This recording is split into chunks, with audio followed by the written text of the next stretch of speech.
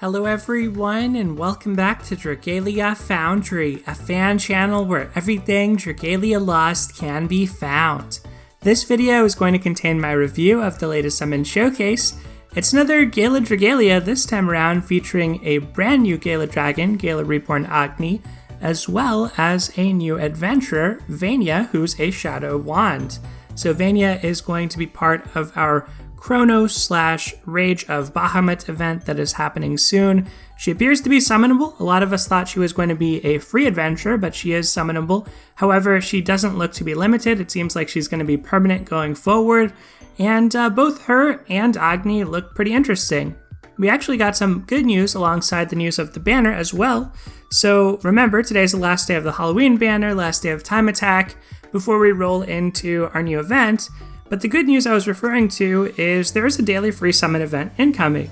So unfortunately, this is not a free tenfold summon event, and when I first saw this, I jumped out of my seat. I thought that was what was happening, but no, it's just one summon per day, but for a pretty good duration here. So we are going to get at least some amount of free summoning, meaning you are going to want to log in every day, at least collect your free single summon every day on this upcoming showcase. So at a minimum, you want to summon that much. Outside of that, the question of whether or not to summon is going to depend a lot on something coming out later this week, Jaldabaoth's Piercing Gale. So this is our new endgame Sinister Dominion quest. We see our boss here who is based on Otherworld or Fallen Gabriel, and the other thing we found out, I guess, was the elements that are actually going to be for this fight. So it's a wind element boss, but then in master difficulty, it switches over in phase 2 to be a water element boss, meaning for the first phase and the lower difficulties, you'll want a flame team, and in the second phase, you're going to want a wind team.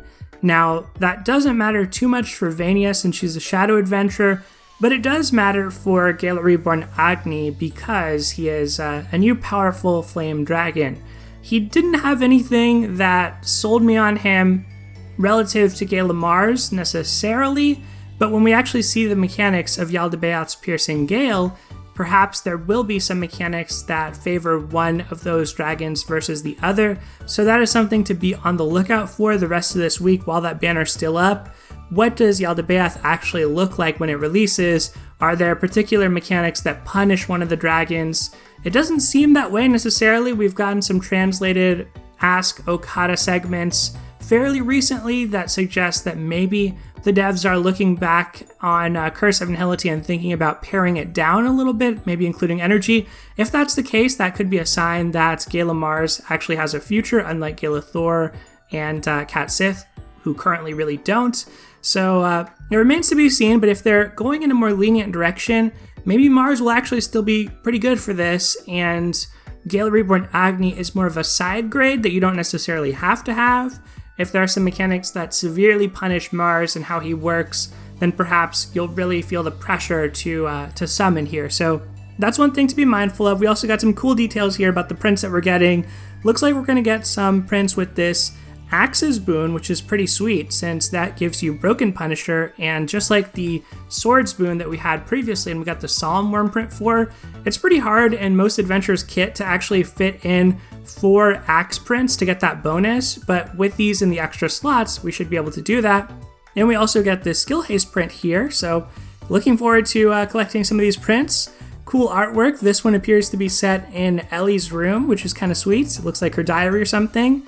And of course, the team change mechanic is incoming for the master difficulty. Seems like a good rollout this time around with no delay on co-op for master indicated here. Anyway, that's just an aside because I do think that is pertinent to the question of whether or not you should summon. I think you want to do your free daily singles, wait until the last day of this summoning session for this showcase rather, which is May the 3rd or the 2nd, depending on your time zone. And at that point, you can decide, having seen Jaldabaoth, having seen what you got off your singles, whether or not you want to go in further here. We'll also get a look at the next showcase, which we know that the Rose Queen is coming as part of this event. She is going to be a dragon, so she'll likely be on the next showcase, and it's possible Grimnir will also be on that showcase. Maybe he'll be a free adventure, but right now I'm feeling like we may not get a free adventure with this event because it seems like everything suggests to me that he'd be summonable, but I guess we don't technically know yet. So anyway, Vania and Gala Reborn Agni, let's talk about them both now. We'll start with Vania here. Lover portrait, fear not Bloodkin, it is I, Vania. She does look really cute. She's a vampire who, until recently, slumbered deep in the woods. She now travels the world to find a means of awakening her hibernating brethren. Her naivete is surpassed only by her capricious ways. It's actually kind of adorable, sometimes. Alright, so she's a wand attacking unit. There are a lot of shadow wands out there. We have Veronica, Althemia, Gala Cleo, among others, Clymen. So there's a pretty saturated pool of shadow wands already.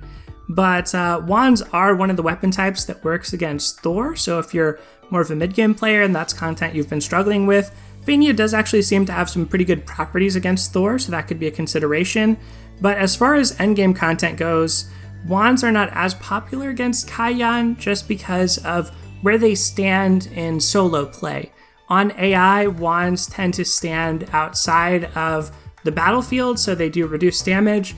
And on Master difficulty, they kind of stand right on the field where some of Kaiyan's orbiting golden spears continuously hit them. So they're not mechanically the best for that reason. AI-wise, in co-op play, you do see them a little bit more often, and you certainly see Veronica strategies fairly often on the Master difficulty. So they have their merits, but it's not one of the most preferred weapon types for Kaiyan, I would say. And we don't have a Sinister Dominion quest right now where we use the shadow element, so any summoning in that regard would just be sort of speculative here. So let's talk about Vania's skills. Crimson Order deals damage to the target nearby enemies and restores the user's HP. If the user has 5 blood packs, a more powerful version of the skill called Bloody Absorption is used instead. In addition to the skill's base effects, Bloody Absorption also dispels one enemy buff. So you can see the damage here, the recovery potency, fairly small. After the skill change, it's okay. Considering the low skill energy cost of this, at least you're able to do that relatively frequently, so it's a nice little bonus there, but not the main draw of the skill, I would say. And this is a shareable skill, so one consideration would be, if this is shared, is it always going to be in the Bloody Absorption format? If that's the case, I guess it is, because they're showing the skill share at the bottom here after skill change, so probably that's what that leads me to believe, although haven't looked closely at how they format this in other cases. So then it's a Dispel shared skill with a relatively high cost, a little bit of healing. Looks okay, but not like a particularly good shared skill. Scarlet Gift, her second skill, grants the user a strength amp and increases the entire team's max HP. So she's able to grant strength amps roughly every time she uses her first skill twice. She'll get in one use of her second skill, based on the skill energy cost here.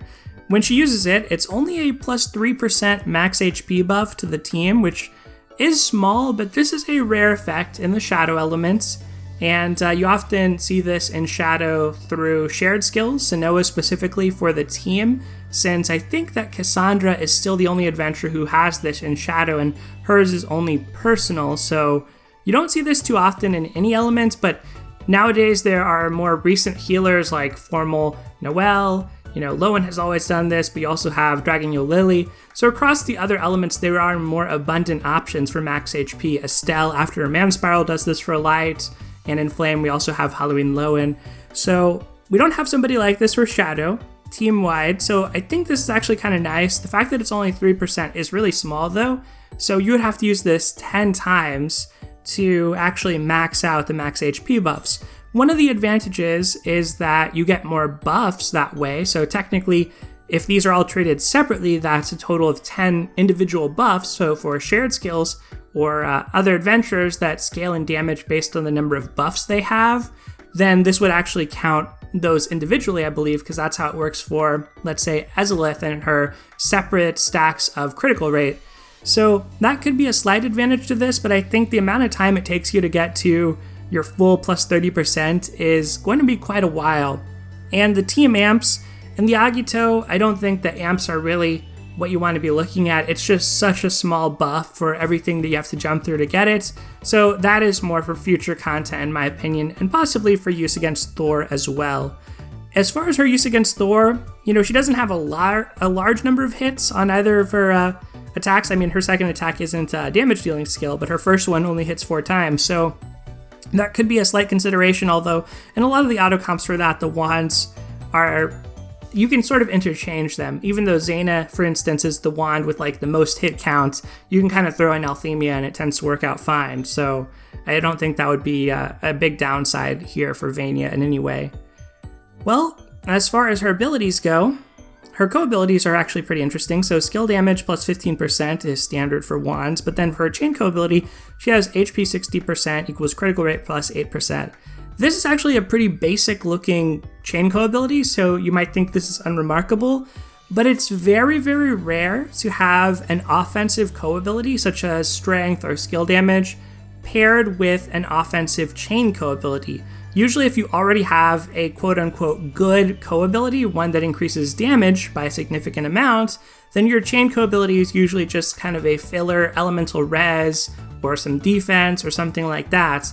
So that is one of the strongest aspects of Vania here, is her unique role as a backliner, because wands are usually pretty desirable. I mean, Shadow has some good options for the backline nowadays, so I don't know that every adventurer would want to pack a wand, certainly not adventurers like Delphi or Durant, of course, but still, wands are pretty common in backlines in general for characters who benefit from skill damage, and actually getting something that is DPS boosting as opposed to just some elemental res or something like that makes her chain co-ability relevant and gives her use as a backliner. Now, I will point out that when you look at her kit here, she appears to be geared more for Sinister Dominion because of the amps, the max HP buff, the fact that she has a unique buff called Blood Packs, and these types of chain co-abilities are turned off by Curse of Nihility.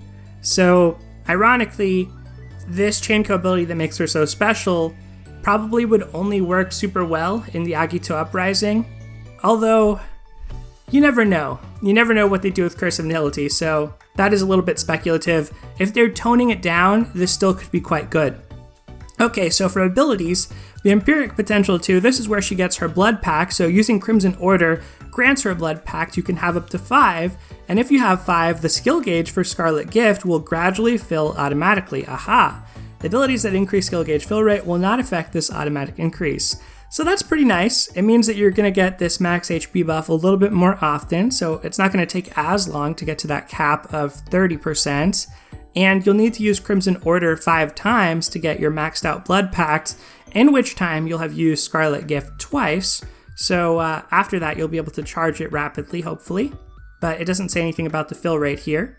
Blindness res 100%, and then HP 70% equals skill haste plus 8%.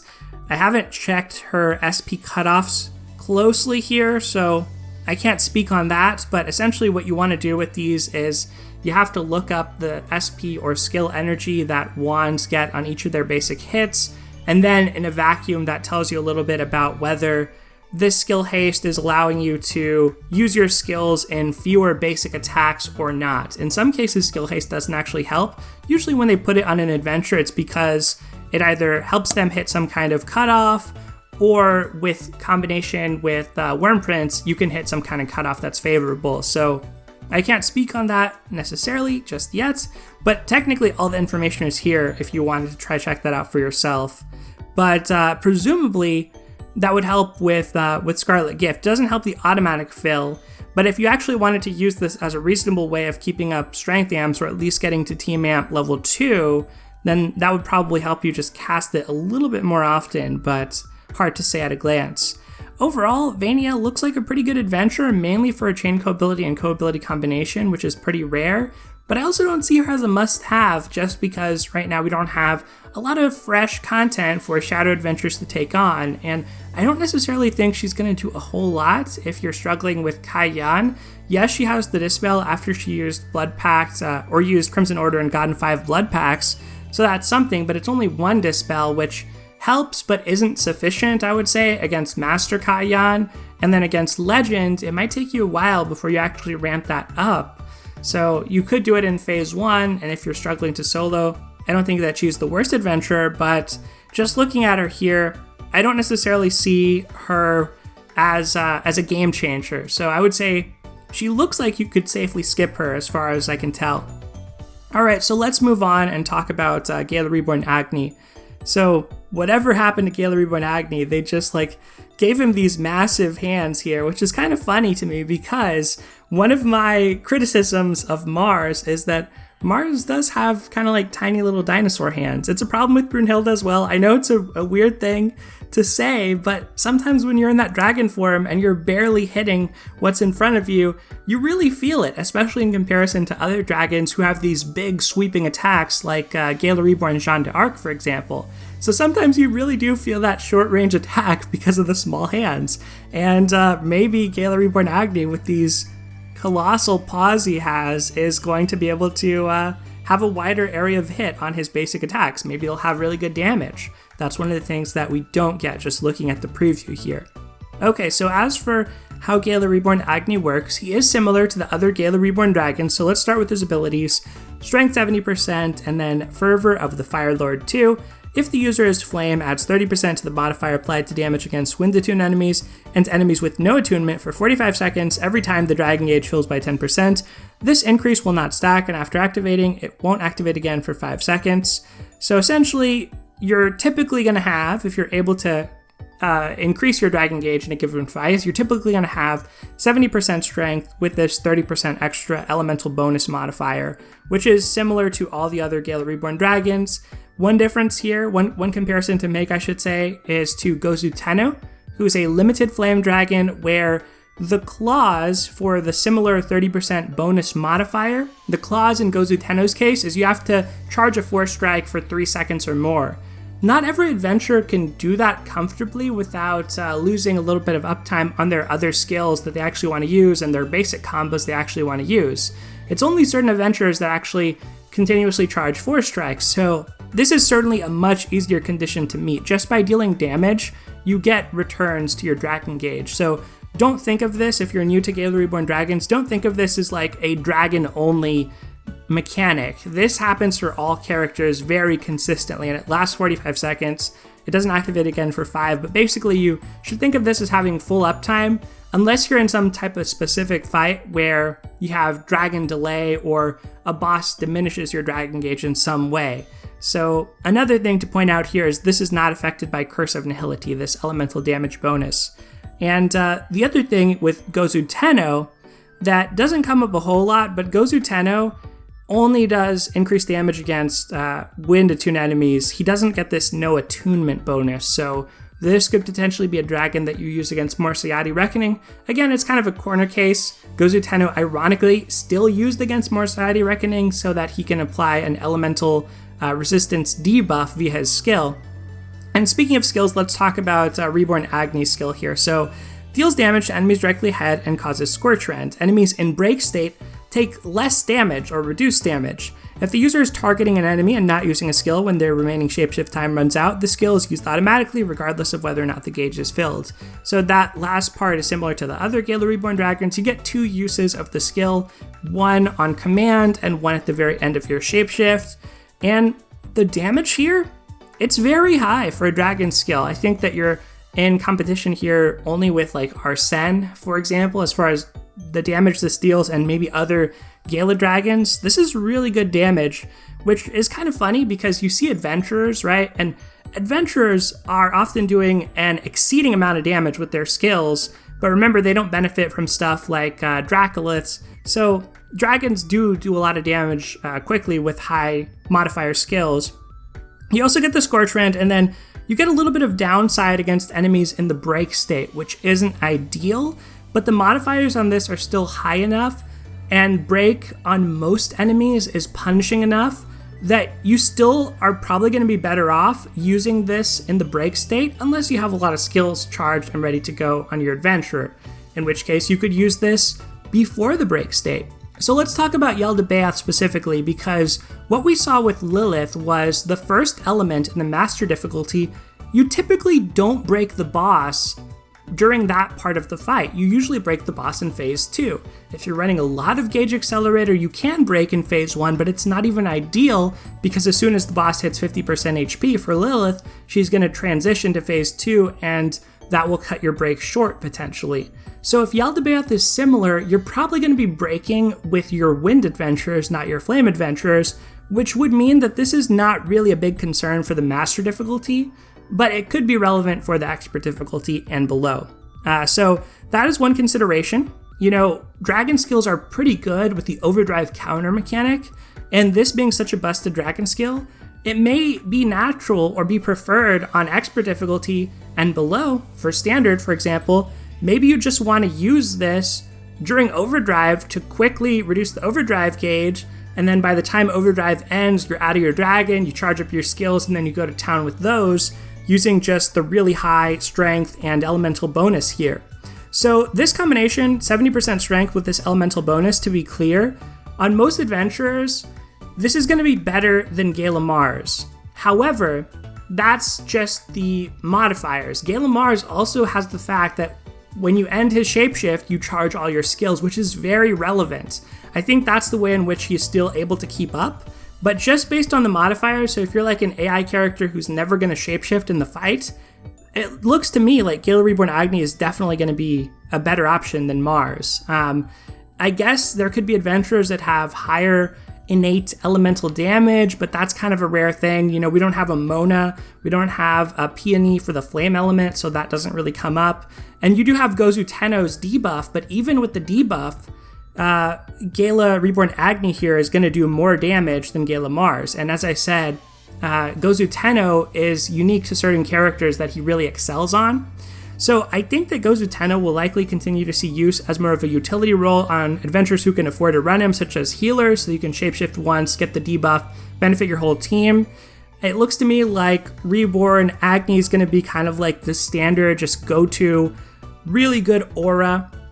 And particularly in Sinister Dominion, if Curse of Nihility is prevalent, Mars loses a little bit because his dragon skills provide user buffs, and that would no longer work super well. Although on Expert, you can kind of get around some things by timing your dragon transformation at a good time, at least in Lilith, so maybe you can do that with Mars too. But anyway, Mars to me is the one that stands out most on characters that you're actually playing as your lead.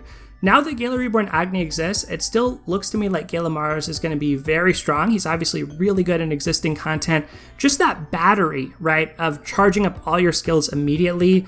And then for characters like Mim, those skills fill your dragon gauge so you get your next dragon faster, so you do it again. That battery type of system for Marseillati, for Volk, I don't think that's going anywhere, so I still think that you want to invest into a Mars a priori before I've seen Jaldabaoth. But I think that this definitely makes me think that this is like your second choice for a Flame Dragon. This is the next thing you want to invest in. Don't go for multiple Mars. I would much rather go for one of each, or one of all three if you happen to have Gozu Tenno. Ultimately, I think Gala Reborn Agni looks really strong. I mean, he didn't need that much. Just this ability aura combination was going to be better than Mars's ability auras.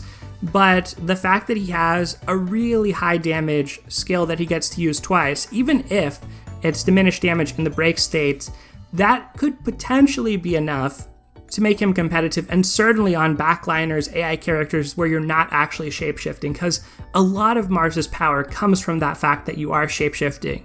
So another consideration here could be an auto battle, for example. Like maybe you want Mars on your lead character, but maybe you want Gala Reborn Agni on a DPS that's in the back line.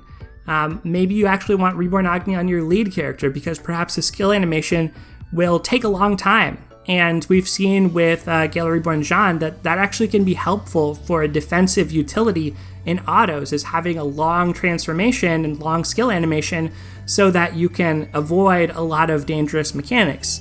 So all of that is going to depend exactly on how Jaldabaoth looks. But basically what I want to say about Gala Reborn Agni is that despite this drawback, or that they've built in kind of a downside in the break state, he's still very, very strong. Now, is he strong enough that you actually should feel compelled to summon? I'm leaning no here, in conjunction with Vania not looking like she's meta-defining or game-breaking. When you consider that next month we're getting back some Fire Emblem banners, for a lot of players who missed out on those, and for characters like Peony and Tiki that are still very influential, Veronica also quite influential, I just wonder if you're not better off waiting to summon at that point. And if you already have all those adventures, maybe you can dip in here, certainly do your free singles for everybody. But looking at this, I don't necessarily see this as being a must-have. I'm going to try out Jaldabaoth in a couple days and we'll report back. I have a couple Mards, I have Gozu Tendo, so I have pretty good options. And I'm going to see how it goes for me and if I feel like any of the mechanics make me really want Gala Reborn Agni before I decide whether or not to summon. I will let you know how that goes in a couple days here since Jaldabaoth is just a few days away at this point. But that is going to do it for today, everyone. Let me know what you think on this banner in the comments below. Otherwise, take care. Thank you as always for watching, and I'll see you next time.